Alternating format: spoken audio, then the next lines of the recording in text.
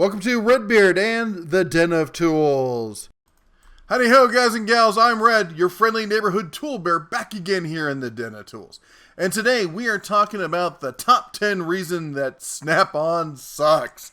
Oh yeah, you know, we've done DeWalt, we've done Milwaukee. I know a bunch of you got some other ones on the list you want the bear to do, but I felt we gotta cover this one because there are some pretty strong reasons here.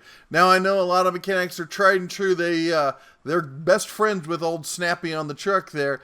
And they'll tell you that, real mechanics always use Snap-on. But, is that the case? And is that really the way it should be? There's no denying that Snap-on makes some excellent high-quality tools. And that they've been doing so for a long, long time. Snappy's been around for longer than most people can remember. And, he's been a staple in the automotive mechanical industry. Everything from fixing cars to fixing airplanes to even working on the space shuttle. You can pretty much be sure that you're going to find a Snap-on tool in those departments. And they were the ones who also started the whole concept of bringing the store to the end user, if you will, with Snappy riding on the vintage trucks like the one I got pictured over here. Well, unfortunately though, over the course of time, it looks like old Snap-on has lost their way. So let's talk about the top 10 reasons why it's really true. Snap-on does suck. Number 10, Pentagon level prices. Now, if you're a younger guy, you may not know the joke there, but back in the day, it came out that the Pentagon was paying something like 12 grand for a hammer or something like that. And while it's not that bad, you would be shocked, I say, at the prices of some of these tools. Even the hand tools have some extraordinary price tags attached to them. Now, people will tell you that, you gotta pay for quality. And while that's true to some level, they've been pushing the same mantra since the 20s and 30s. Unfortunately for Snap-on, though, everyone else has caught up. Technology has a tendency to do that, and whereas Snap-on has rested on their laurels, everyone else has not. Number 9 on the list. Snap-on is made in the USA, except when it's not. Yeah, Snap-on will push, and they do push, their profile as the quintessential Americana kind of company. Snappy there is dressed, to the nines, always, wearing his uniform there, and always the picture-perfect, representation of the American, trade mechanic. He's the guy that everyone else wants to be, and all his tools are, of course, always made in America. But over the years, Snap-on has quietly shifted production from the U.S. to Spain, from Spain to Taiwan, and from Taiwan to China, to the point now where the majority of their tools, as I understand it, are made overseas. In fact, none of their power tools, I don't know if any of their electronics tools are actually made in the U.S. Most are made in Spain and or Taiwan, with a larger and larger portion being made in China. It used to be, you could go by this, list like this and be able to say, well, at least the hand tools are always made in the U.S. Guess what? Not so much. Even the hand tools, even the quintessentially snappy kind of Snap-on tools, some of them aren't made in the U.S. anymore. And the real problem is it's not like the Snap-on dealer there is going to sit there and say, oh, by the way, that tool you're about to buy, that's one of the non-U.S. tools. A lot of guys work, they spend more than they probably should in order to support American companies buying American-made products, not knowing, not being told, and that the fact that it's not really American-made anymore. And that's a sad truth. Number 8 on the list, we kind of hinted at it before, which is they're not necessarily the best tools you can buy. Recent tests on some of their tools, including jacks, torque wrenches, and others, have shown that other companies are meeting or exceeding Snap-on, sometimes at ridiculously low prices. I know Harbor Freight's new Icon line of torque wrenches was able to defeat Snap-on's torque wrench in a head-on-head competition recently, coming in not only cheaper, but more accurate time over time through repeated testing. And they're not the only ones. I'm repeatedly getting approached by people to say, hey, I was having problems with, say, the Snap-on screwdriver or the Snap-on wrench repeatedly breaking, and I finally gave up and said, if it's going to break, I'm just going to get the Harbor Freight one. They buy the Harbor Freight equivalent and stop having problems. I don't know what to tell you. Number 7 on the list, power tools. I'm sorry to say, but when it comes to lithium-ion power tools, Snap-on is just not even trying. It's like they're resting on their laurels. They're relying on their brand to get people to buy them because they're a generation or two, basically 1.5 gens behind the current trend in lithium-ion power tools. Go to any shop today and more, instead of seeing this, you're going to see this, or this, and even this. Heck, one guy just tested a cobalt impact hammer. He used it for 2 years in a shop setting without a problem. That thing sells for $169 new. The price on that Snap-on tool, $800. Milwaukee, half that. Harbor Freight, half that. It's just getting to the point, guys and gals, where technology is catching up. Number 6 on the list. They really screw over their dealers. The main issue is they tend to sell these franchise routes. They don't sell geographic areas, as I understand it. They sell them stops. Like, you can go to these different stores. That's your quote-unquote territory, which is odd. It's unlike most other franchisees. Anyway, they sell them routes that are not big enough to sustain the dealer. There's so many dealers who are failing in the first or second year. It's insane. Insane to the point where Snap-on is getting repeatedly sued over it.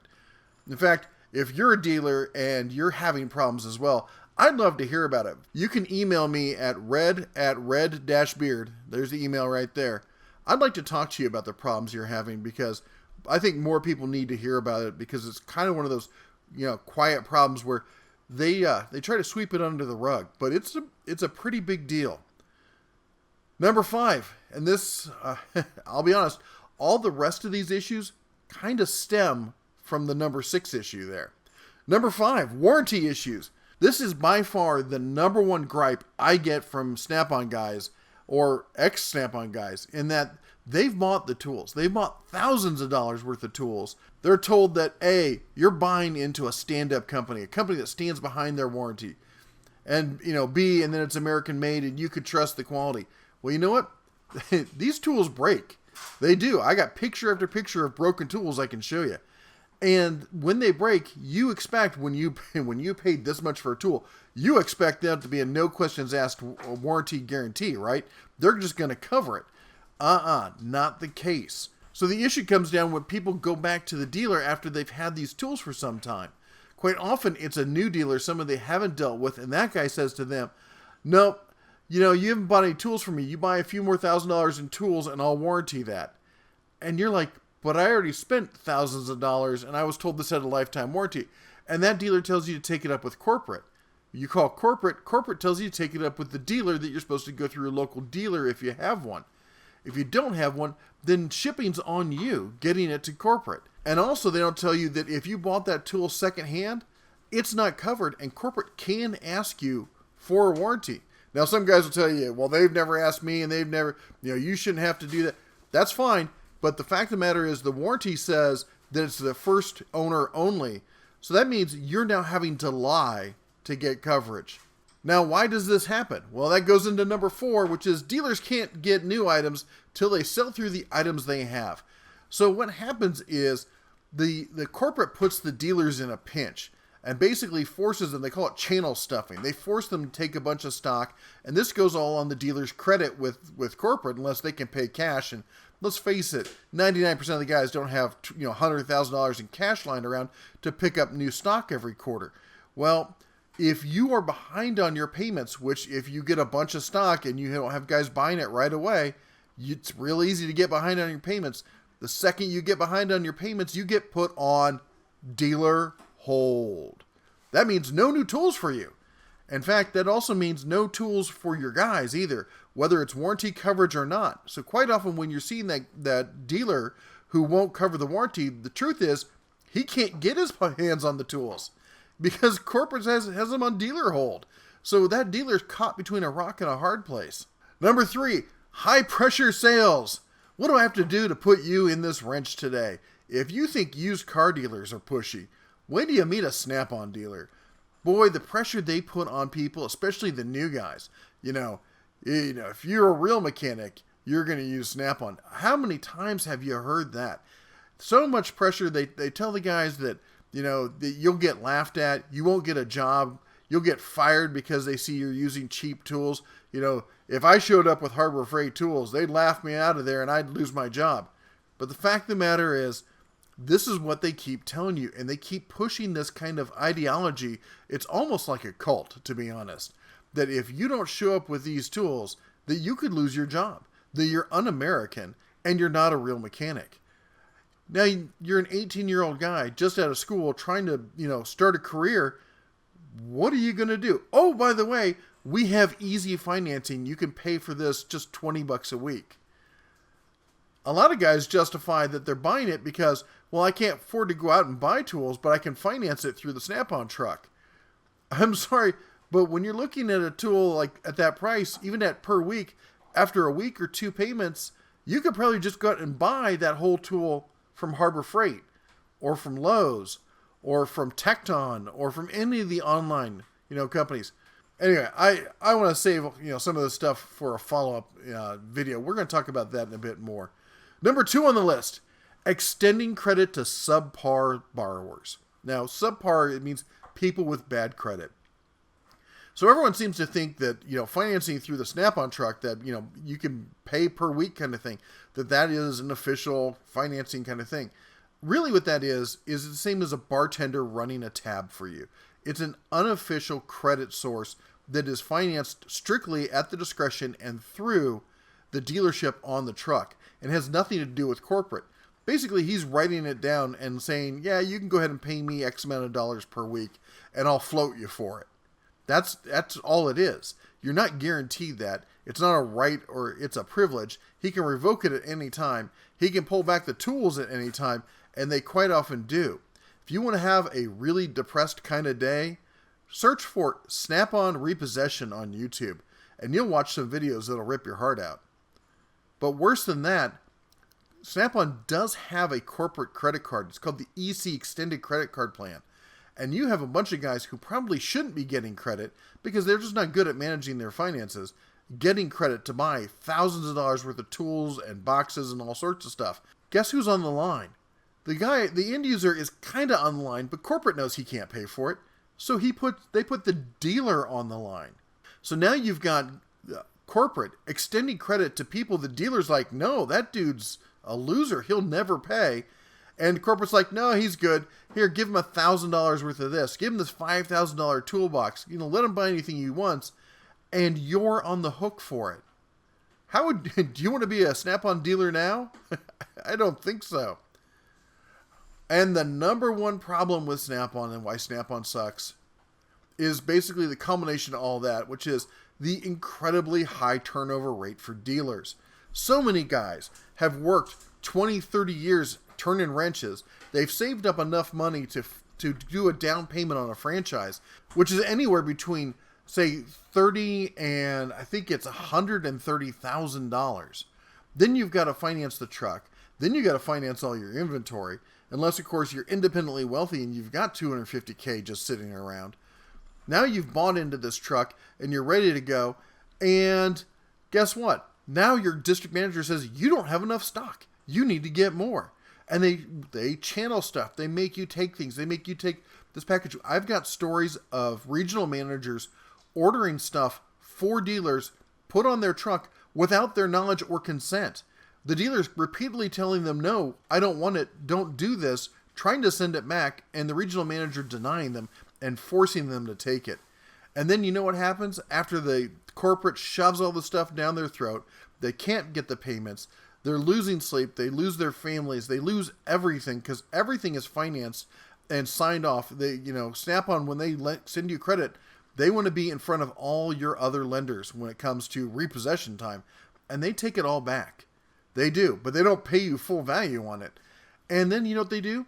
They turn around and resell your route to the next guy, and the next guy, and the next guy. And that's why every time you turn around, you got a new Snap-on dealer who's sitting there, who's got crushing debt on top of him. He's getting channel stuffed by his district manager. He's on tool hold. And when you say, hey, I want to get this warranted, he's like, nope, you need to order more stuff. Essentially so he can pay off his bill so he can get back in good standing with corporate. That's the company that we're talking about here. Everyone looks at Snap-on like it's this gleaming red and chrome and steel, monolith that's been around for over 100 years. That they make the best tools out there, that they're American made, and that they are a slice of Americana.